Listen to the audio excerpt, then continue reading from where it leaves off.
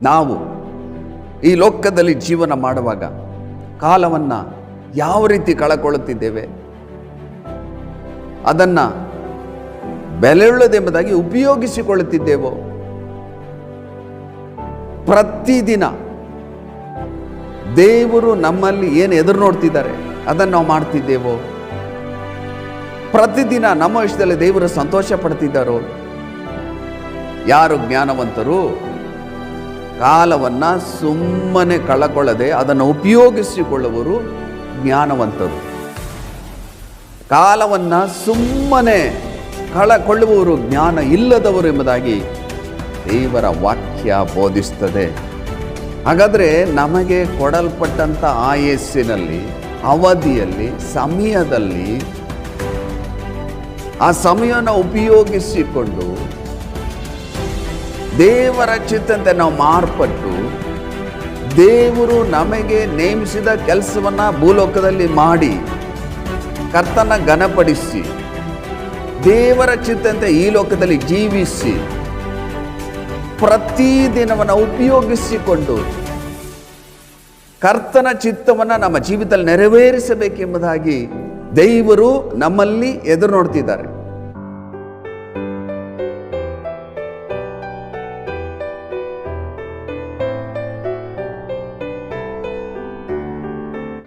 ಕರ್ತನಲ್ಲಿ ಪ್ರಿಯರಾದವರೇ, ದೇವರ ಜೀವವುಳ್ಳ ವಾಕ್ಯವನ್ನು ಧ್ಯಾನ ಮಾಡಲು ನಮ್ಮ ರಕ್ಷಕನು, ಒಡೆಯನು, ಮಹೋನ್ನತನು, ಸರ್ವಶಕ್ತನೂ ಆದಂಥ ಯೇಸು ಕ್ರಿಸ್ತನ ಅತಿ ಪರಿಶುದ್ಧವಾದ ನಾಮದಲ್ಲಿ ನಿಮ್ಮನ್ನು ಪ್ರೀತಿಯಿಂದ ನಾವು ಸ್ವಾಗತ ಮಾಡುತ್ತೇವೆ.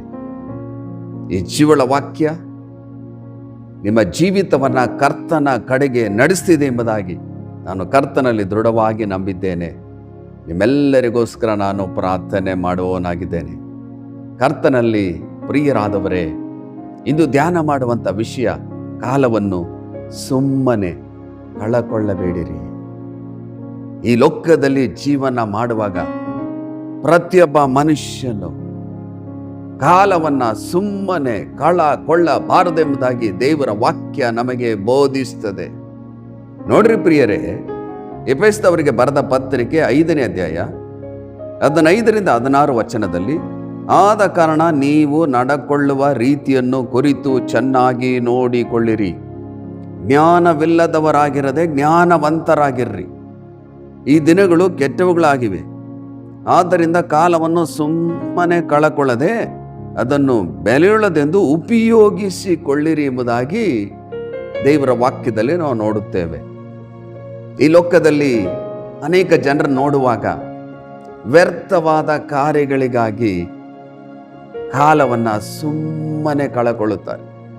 ವ್ಯರ್ಥವಾದ ಮಾತುಗಳನ್ನು ಮಾತನಾಡುತ್ತಾ, ಮನರಂಜನೆಗಳನ್ನು ನೋಡುತ್ತಾ, ಮನಸ್ಸಿಗೆ ಹಿತಕರವಾದುದನ್ನು ಬಯಸುತ್ತಾ, ಲೋಕವನ್ನು ಪ್ರೀತಿಸುತ್ತಾ, ಲೋಕದಲ್ಲಿ ಇರುವಂಥವುಗಳನ್ನು ಬಯಸುತ್ತಾ ಕಾಲವನ್ನು ಸುಮ್ಮನೆ ಕಳಕೊಳ್ಳುತ್ತಿದ್ದಾರೆ. ನೋಡ್ರಿ ಪ್ರಿಯರೇ, ವಾಕ್ಯದಲ್ಲಿ ಏನು ಬರೆಯಲ್ಪಟ್ಟಿದೆ? ಜ್ಞಾನವಿಲ್ಲದವರಾಗಿರದೆ ಜ್ಞಾನವಂತರಾಗಿರ್ರಿ. ಯಾರು ಜ್ಞಾನವಂತರು? ಕಾಲವನ್ನು ಸುಮ್ಮನೆ ಕಳಕೊಳ್ಳದೆ ಅದನ್ನು ಉಪಯೋಗಿಸಿಕೊಳ್ಳುವರು ಜ್ಞಾನವಂತರು. ಹಾಗಾದರೆ ಪ್ರಿಯರೇ, ಪ್ರತಿ ಮನುಷ್ಯನಿಗೆ ಕೊಡಲ್ಪಟ್ಟಂಥ ಅವಧಿಯಲ್ಲಿ, ಆಯಸ್ಸಿನಲ್ಲಿ, ಸಮಯದಲ್ಲಿ ಅವನು ದೇವರ ಚಿತ್ತಂತೆ ಮಾರ್ಪಡಬೇಕು. ದೇವರ ಯೋಜನೆ ಅವನಲ್ಲಿ ನೆರವೇರಬೇಕು. ದೇವರ ಉದ್ದೇಶಗಳು ನೆರವೇರಬೇಕು. ಪ್ರತಿದಿನ ದೇವರಿಗೆ ಮೆಚ್ಚುಗೆಯಾಗಿ ಆ ವ್ಯಕ್ತಿ ಜೀವಿಸಬೇಕೆಂಬುದಾಗಿ ದೇವರು ನಿಮ್ಮಲ್ಲಿ, ನಮ್ಮಲ್ಲಿ ಎದುರು ನೋಡ್ತಿದ್ದಾರೆ. ನಾವು ಈ ಲೋಕದಲ್ಲಿ ಜೀವನ ಮಾಡುವಾಗ ಕಾಲವನ್ನು ಯಾವ ರೀತಿ ಕಳಕೊಳ್ಳುತ್ತಿದ್ದೇವೆ,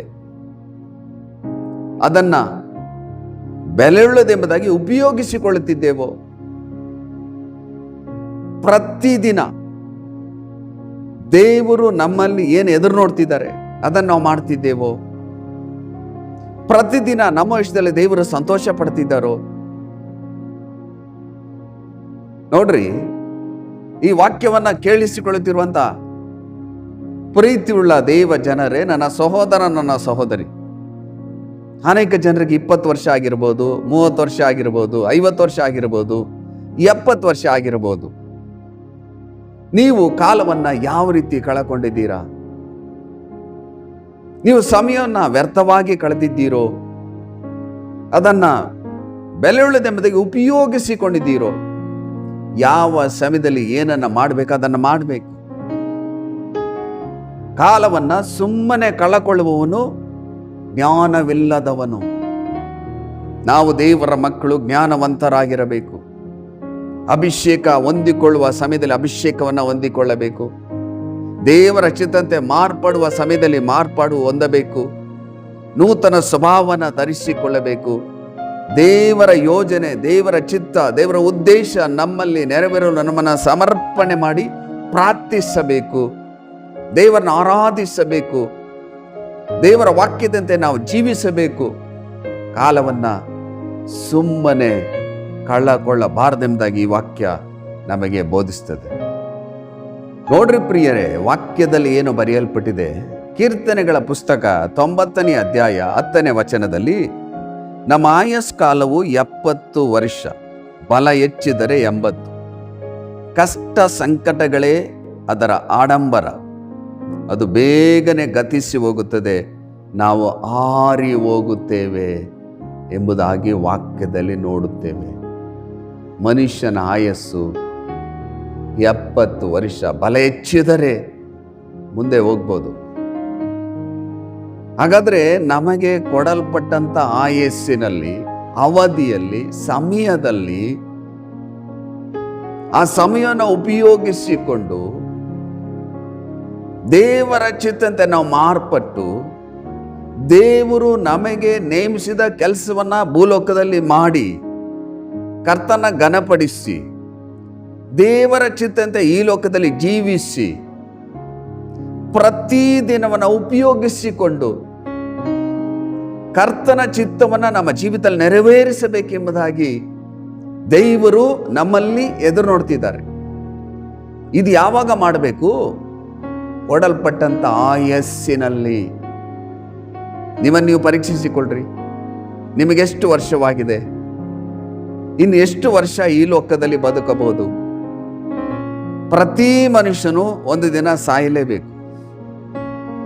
ಅಷ್ಟರೊಳಗೆ ದೇವರ ಚಿತ್ತ ನಿಮ್ಮಲ್ಲಿ ನೆರವೇರಬೇಕು. ನಿಮಗೆ ಕೊಡಲ್ಪಟ್ಟಂತ ಆಯಸ್ಸಿನಲ್ಲಿಯೇ ನೀವು ಕಾಲವನ್ನು ವ್ಯರ್ಥವಾಗಿ ಕಳಕೊಳ್ಳದೆ ಅದನ್ನು ಉಪಯೋಗಿಸಿಕೊಳ್ಳಬೇಕು. ಅನೇಕ ಜನರು ಹೇಳುವುದುಂಟು, ಸಭೆಗೆ ಮುಂದಿನ ವಾರ ಹೋಗೋಣ, ಅಭಿಷೇಕ ಆರಾಧನೆ ಇದೆ, ಇನ್ನೊಂದು ತಿಂಗಳಲ್ಲಿ ಹೋಗೋಣ, ಬಿಡುಗಡೆ ಕೂಟ ಇದೆ, ಅದು ಇನ್ನೊಂದು ಸಾರಿ ನೋಡೋಣ, ಆಶೀರ್ವಾದ ಆರಾಧನೆ ಇದೆ, ಅದು ಇನ್ನೊಂದು ಸಾರಿ ನೋಡೋಣ. ನೋಡ್ರಿ, ಅನೇಕ ಜನರು ಕಾಲವನ್ನು ವ್ಯರ್ಥವಾಗಿ ಕಳೆದುಕೊಳ್ಳುತ್ತಾರೆ. ಸಭೆಗಳಿಗೆ ಸರಿಯಾಗಿ ಬರುವುದಿಲ್ಲ, ದೇವರ ವಾಕ್ಯವನ್ನು ಧ್ಯಾನಿಸುವುದಿಲ್ಲ, ದೇವರನ್ನ ತಿಳುಕೊಳ್ಳುವುದಿಲ್ಲ, ದೇವರ ಚಿತ್ತಂತೆ ಮಾರ್ಪಡುವುದಿಲ್ಲ. ಈ ಲೋಕದ ಕಾರ್ಯದಲ್ಲಿ ತಮ್ಮನ್ನ ತೊಡಗಿಸಿಕೊಂಡು ಕಾಲವನ್ನು ವ್ಯರ್ಥವಾಗಿ ಕಳೆದುಕೊಳ್ಳುತ್ತಿದ್ದಾರೆ. ಗಮನಿಸಿರಿ ಪ್ರಿಯರೇ, ನಿಮಗೆ ನಮಗೆ ಕೊಡಲ್ಪಟ್ಟ ಆಯಸ್ಸು 70 ವರ್ಷ, ಬಲ ಹೆಚ್ಚಿದರೆ ಇನ್ನು ಸ್ವಲ್ಪ ಮುಂದೆ ಹೋಗಬಹುದು ಎಂಬುದಾಗಿ ದೇವರ ವಾಕ್ಯದಲ್ಲಿ ನೋಡ್ತೇವೆ. ಅಷ್ಟರೊಳಗೆ ಕಾಲವನ್ನು ಸುಮ್ಮನೆ ಕಳಕೊಳ್ಳದೆ ಅದನ್ನು ಉಪಯೋಗಿಸಿಕೊಳ್ಳಿರಿ. ನೋಡ್ರಿ, ಕೀರ್ತನೆ ಪುಸ್ತಕ 90ನೇ ಅಧ್ಯಾಯ 12ನೇ ವಚನದಲ್ಲಿ, ನಮ್ಮ ದಿನಗಳು ಕೊಂಚವೇ ಎಂದು ಎಣಿಸಿಕೊಳ್ಳುವಾಗೆ ನಮಗೆ ಕಲಿಸು, ಆಗ ಜ್ಞಾನದ ಹೃದಯವನ್ನು ಪಡಕೊಳ್ಳುವೆನು. ಯಾವಾಗ ಒಬ್ಬ ವ್ಯಕ್ತಿಗೆ ಜ್ಞಾನದ ಹೃದಯ ಬರ್ತಂದಾಗ ಹೇಳುವಾಗ ನಮ್ಮ ಆಯಸ್ಸು ಕೊಂಚವಾಗಿದೆ, ನಮ್ಮ ದಿನಗಳು ಸ್ವಲ್ಪವೇ ಇದೆ, ನನಗೆ ಕೊಡಲ್ಪಟ್ಟಂಥ ಸಮಯದಲ್ಲಿ, ಅವಧಿಯಲ್ಲಿ, ಆಯಸ್ಸಿನಲ್ಲಿ ದೇವರ ಚಿತ್ತ ನನ್ನಲ್ಲಿ ನೆರವೇರಬೇಕೆಂಬುದಾಗಿ ದೇವರಿಗೆ ಸಮರ್ಪಣೆ ಮಾಡುವವನು ಜ್ಞಾನದ ಹೃದಯವನ್ನು ಪಡಕೊಳ್ಳುತ್ತಾನೆಂಬುದಾಗಿ ದೇವರ ವಾಕ್ಯದಲ್ಲಿ ನೋಡುತ್ತೇವೆ. ನಿಮಗೆ ನಮಗೆ ಕೊಡಲ್ಪಟ್ಟಂಥ ಆಯಸ್ಸು ಕೊಂಚವಾಗಿದೆ. ಕೊಡಲ್ಪಟ್ಟ ಆಯಸ್ಸಿನಲ್ಲಿ, ಕೊಡಲ್ಪಟ್ಟಂಥ ಸಮಯದಲ್ಲಿ ದೇವರ ಚಿತ್ತ ಪ್ರತಿಯೊಬ್ಬ ವ್ಯಕ್ತಿಯಲ್ಲಿ ನೆರವೇರಬೇಕು. ದೇವರ ಉದ್ದೇಶ ನೆರವೇರಬೇಕು, ದೇವರ ಸಂಕಲ್ಪ ನೆರವೇರಬೇಕು. ಇಲ್ಲದಿದ್ದರೆ ಅವನು ದೇವರ ರಾಜ್ಯವನ್ನು ಸೇರಲು ಸಾಧ್ಯವಿಲ್ಲ. ಕರ್ತನಲ್ಲಿ ಪ್ರೀತಿಯುಳ್ಳ ದೈವ ಜನರೇ, ನನ್ನ ಸಹೋದರ, ನನ್ನ ಸಹೋದರಿ, ಕಾಲವನ್ನ, ಸಮಯವನ್ನ ಯಾವ ರೀತಿ ಕಳೀತಿದ್ದೀರಾ? ನಿಮಗೆ ರಜಾ ಕಾಲಗಳು ಬಂದಾಗ ಏನ್ ಮಾಡಬೇಕು? ದೇವರ ಸನ್ನಿಧಿಗೆ ಹೋಗಿ ತೀವ್ರವಾಗಿ ಪ್ರಾರ್ಥನೆ ಮಾಡಬೇಕು. ವಾಕ್ಯವನ್ನು ಆಳವಾಗಿ ಧ್ಯಾನ ಮಾಡಬೇಕು. ನಿಮಗೆ ಕೊಡಲ್ಪಟ್ಟಂತ ಸಮಯನ ವ್ಯರ್ಥವಾಗಿ ಕಳೆಯಬಾರದು. ಅದನ್ನು ಉಪಯೋಗಿಸಿಕೊಳ್ಳಬೇಕು. ಉಪಯೋಗಿಸಿಕೊಳ್ಳಿಲ್ಲ ಅಂದ್ರೆ ಏನಾಗ್ತದೆ ಎಂಬುದಾಗಿ ದೇವರ ವಾಕ್ಯ ಬಹಳ ಸ್ಪಷ್ಟವಾಗಿ ಬೋಧಿಸುತ್ತದೆ. ಮತ್ತಾಯನ ಬರೆದ ಸುವಾರ್ತೆ 7ನೇ 21ನೇ ವಚನದಲ್ಲಿ, ನನ್ನನ್ನು ಸ್ವಾಮಿ ಸ್ವಾಮಿ ಅನ್ನೋರೆಲ್ಲರೂ ಪರಲೋಕ ರಾಜ್ಯದಲ್ಲಿ ಸೇರುವರೆಂದು ನೆನೆಸಬೇಡ್ರಿ, ಪರಲೋಕದಲ್ಲಿರುವ ನನ್ನ ತಂದೆಯ ಚಿತ್ತಂತೆ ನಡೆಯುವನೇ ಪರಲೋಕ ರಾಜ್ಯದಲ್ಲಿ ಸೇರುವನು. ಈ ವಾಕ್ಯ ಅನೇಕ ಜನರಿಗೆ ಗೊತ್ತು, ಮತ್ತಾಯ 7:21. ಅದರ ವಾಕ್ಯದಲ್ಲಿ ಏನು ಬರೆಯಲ್ಪಟ್ಟಿದೆ ಗಮನಿಸಬೇಕು. ನನ್ನನ್ನು ಬರೀ ಸ್ವಾಮಿ ಸ್ವಾಮಿ ಅನ್ನುವರು ಪರಲೋಕ ರಾಜ್ಯದಲ್ಲಿ ಸೇರುವುದಿಲ್ಲ, ತಂದೆಯ ಚಿತ್ತಂತೆ ಈ ಲೋಕದಲ್ಲಿ ನಡೆಯುವವನೇ ಪರಲೋಕ ರಾಜ್ಯದಲ್ಲಿ ಸೇರ್ತಾನೆ. ಹಾಗಾದರೆ ನಿಮಗೆ ಕೊಡಲ್ಪಟ್ಟಂಥ ಸಮಯದಲ್ಲಿ, ಆಯಸ್ಸಿನಲ್ಲಿ, ಅವಧಿಯಲ್ಲಿ ದೇವರ ಚಿತ್ತ ಪ್ರತಿಯೊಬ್ಬ ವ್ಯಕ್ತಿಯಲ್ಲಿ ನೆರವೇರಬೇಕು. ನಿಮ್ಮಲ್ಲಿ ದೇವರ ಚಿತ್ತ ನೆರವೇರದೆ ಹೋದರೆ ದೇವರ ರಾಜ್ಯ ಇಲ್ಲ ಎಂಬುದಾಗಿ ದೇವರ ವಾಕ್ಯ ಬಹಳ ಸ್ಪಷ್ಟವಾಗಿ ಬೋಧಿಸ್ತದೆ. ನಿಮ್ಮಲ್ಲಿ ದೇವರ ಚಿತ್ತ ನೆರವೇರ್ತಿದೆಯೋ? ಪ್ರತಿದಿನ ದೇವರು ನಿಮ್ಮಲ್ಲಿ ಸಂತೋಷ ಪಡ್ತಿದ್ದಾರೋ? ಪ್ರತಿದಿನವನ್ನ ದೇವರ ಚಿತ್ತಂತೆ ನೀವು ಕಳೀತಿದ್ದೀರೋ? ಅದನ್ನು ವ್ಯರ್ಥವಾಗಿ ಕಳೀತಿದ್ದೀರೋ? ನಿಮ್ಮನ್ನು ನೀವು ಪರೀಕ್ಷಿಸಿಕೊಳ್ಳ್ರಿ.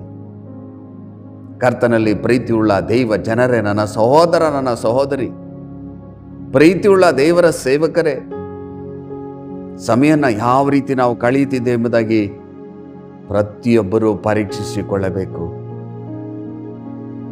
ಅದನ್ನು ವ್ಯರ್ಥವಾಗಿ ಕಳೆದುಕೊಂಡರೆ ಹೋದಂಥ ಸಮಯಗಳು ಮತ್ತೆ ಬರುವುದಿಲ್ಲ, ಕಳೆದು ಹೋದ ದಿನಗಳು ಮತ್ತೆ ಬರುವುದಿಲ್ಲ. ಹಾಗಾದರೆ ಒಂದೊಂದು ದಿನವನ್ನ ನಾವು ಉಪಯೋಗಿಸಿಕೊಳ್ಳಬೇಕು. ಒಂದೊಂದು ದಿನದಲ್ಲಿ ದೇವರ ಚಿತ್ತ ನಮ್ಮಲ್ಲಿ ನೆರವೇರಬೇಕು. ಇದು ಬಹಳ ಪ್ರಾಮುಖ್ಯವಾದ ಸಂಗತಿಯಾಗಿದೆ. ನೋಡ್ರಿ ಪ್ರಿಯರೇ, ರೋಮಾಪುರದವರಿಗೆ ಬರೆದ ಪತ್ರಿಕೆ 8ನೇ 14ನೇ ವಚನದಲ್ಲಿ, ಯಾರ್ಯಾರು ದೇವರ ಆತ್ಮನಿಂದ ನಡೆಸಿಕೊಳ್ತಾರೋ ಅವರು ದೇವರ ಮಕ್ಕಳು. ನೋಡ್ರಿ, ದೇವರ ಚಿತ್ತ ಪ್ರತಿ ಮನುಷ್ಯನಲ್ಲಿ ನೆರವೇರಬೇಕಾದ್ರೆ ಅವನು ದೇವರ ಆತ್ಮನಿಂದ ನಡೆಸಲ್ಪಡಬೇಕು. ದೇವರ ಆತ್ಮನಿಂದ ನಡೆಸಲ್ಪಡದೆ ಹೋದರೆ ಆ ದಿನ ದೇವರ ಚಿತ್ತ ನೆರವೇರುವುದಿಲ್ಲ. ದೇವರ ಚಿತ್ತವನ್ನ ನಮ್ಮಲ್ಲಿ ನೆರವೇರಿಸುವವರೇ ದೇವರ ಆತ್ಮ. ಕಾಲವನ್ನ ವ್ಯರ್ಥವಾಗಿ ಕಳಕೊಳ್ಳದೆ ಯಾವ ಸಮಯದಲ್ಲಿ ನಾವು ಏನು ಮಾಡಬೇಕೆಂಬುದಾಗಿ ತಿಳಿಸಿ ಕೊಡುವವರೇ ದೇವರ ಆತ್ಮ. ಹಾಗಾದರೆ ಪ್ರಿಯರೇ, ದೇವರ ಆತ್ಮನಿಂದ ನಡೆಸಲ್ಪಟ್ಟವರಾಗಿ ಪ್ರತಿದಿನವನ್ನ ವ್ಯರ್ಥವಾಗಿ ಕಳಕೊಳ್ಳದೆ ದೇವರ ಯೋಜನೆ ಪ್ರತಿ ಮನುಷ್ಯನ ನೆರವೇರುವಾಗ, ದೇವರ ಚಿತ್ತ ನೆರವೇರುವಾಗ ಅವನು ಪರಲೋಕ ರಾಜ್ಯದಲ್ಲಿ ಸೇರ್ತಾನೆ. ಅವನು ನಂಬಿಗಸ್ತ ಆಳಾಗಿರ್ತಾನೆ. ಮಾತ್ರವಲ್ಲದೆ ಪ್ರತಿದಿನ ಅವನ ವಿಷಯದಲ್ಲಿ ದೇವರು ಸಂತೋಷ ಪಡ್ತಾರೆ. ನೀವು ಪರೀಕ್ಷಿಸಿಕೊಳ್ಳ್ರಿ ಪ್ರಿಯರೇ, ಕಾಲವನ್ನ ಯಾವ ರೀತಿ ಕಳೀತಿದ್ದೀರಾ? ನೀವು ದೇವರಾತ್ಮ ನಡೆಸಲ್ಪಡ್ತಿದ್ದೀರೋ? ದೇವರ ಚಿತ್ತಂತೆ ನೀವು ಮಾರ್ಪಾಡು ಹೊಂದಿದ್ದೀರೋ? ದೇವರ ಉದ್ದೇಶ, ದೇವರ ಸಂಕಲ್ಪ, ದೇವರ ಯೋಜನೆ ಪ್ರತಿ ದಿನ ನಿಮ್ಮಲ್ಲಿ ನೆರವೇರ್ತಿದೆಯೋ? ನಿಮ್ಮನ್ನು ನೀವು ಪರೀಕ್ಷಿಸಿಕೊಳ್ಳಬೇಕು. ಸಮಯನ ವ್ಯರ್ಥವಾಗಿ ಕಳಕೊಳ್ಳಬಾರದು. ಪ್ರತಿದಿನ ಉದಯದಲ್ಲೇ ದೇವರನ್ನ ಆರಾಧಿಸಬೇಕು.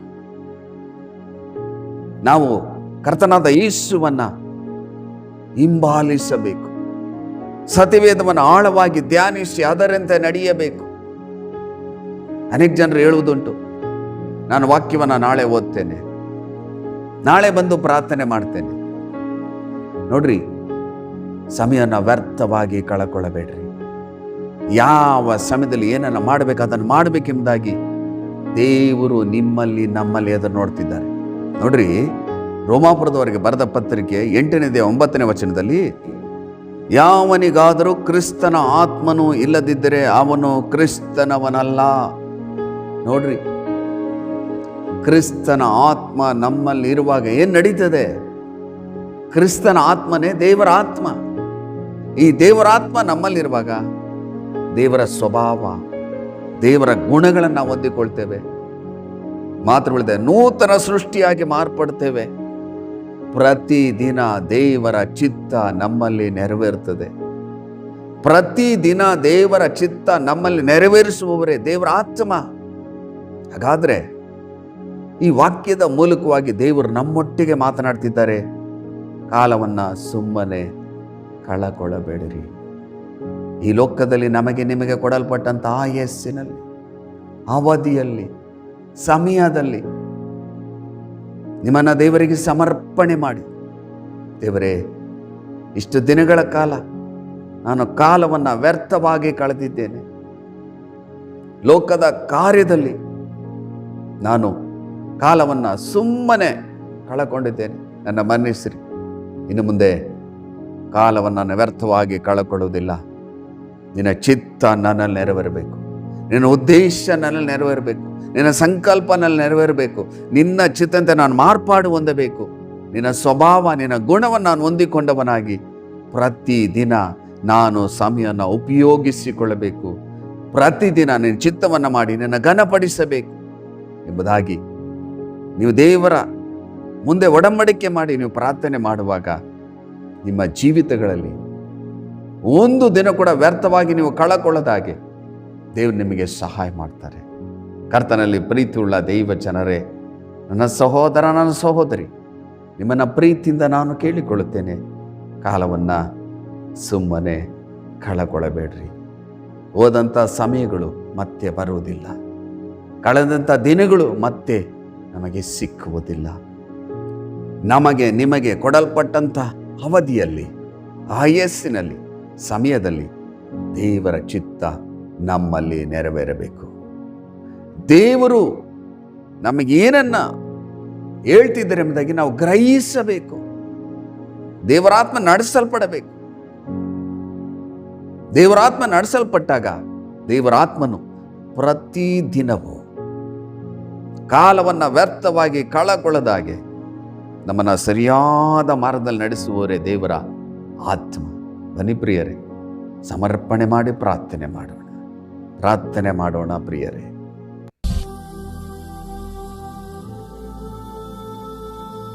ನಮ್ಮನ್ನ ಅತಿಶಯವಾಗಿ ಪ್ರೀತಿ ಮಾಡುವಂಥ ನಮ್ಮ ಪರಲೋಕದ ತಂದೆಯಾದ ದೇವರೇ, ಕಾಲವನ್ನು ಸುಮ್ಮನೆ ಕಳಕೊಳ್ಳಬೇಡ್ರಿ. ಅದನ್ನು ಬೆಲೆಯುಳ್ಳದೆಂದು ಉಪಯೋಗಿಸಿಕೊಳ್ಳಿರಿ ಎಂಬುದಾಗಿ ಧ್ಯಾನ ಮಾಡಿದ್ದೇವೆ. ದೇವರೇ, ಎಷ್ಟು ಜನರು ಸಮರ್ಪಣೆ ಮಾಡಿ, ಏಸಪ್ಪ, ಇನ್ನು ಮುಂದೆ ನಾನು ಕಾಲವನ್ನು ವ್ಯರ್ಥವಾಗಿ ಕಳಕೊಳ್ಳೋದಿಲ್ಲ, ನನ್ನನ್ನು ನಿನಗೆ ಸಮರ್ಪಣೆ ಮಾಡ್ತೇನೆ, ನನ್ನಲ್ಲಿ, ನನ್ನ ಕುಟುಂಬದಲ್ಲಿ ನಿನ್ನ ಚಿತ್ತ ನೆರವೇರಲಿ ಎಂಬುದಾಗಿ ಎಷ್ಟು ಜನರು ಸಮರ್ಪಣೆ ಮಾಡಿ ಪ್ರಾರ್ಥನೆ ಮಾಡ್ತಿದ್ರು. ಅವರ ಜೀವಿತದಲ್ಲಿ ಸ್ವಾಮಿ ನಿನ್ನ ಯೋಜನೆ ನೆರವೇರಲಿ.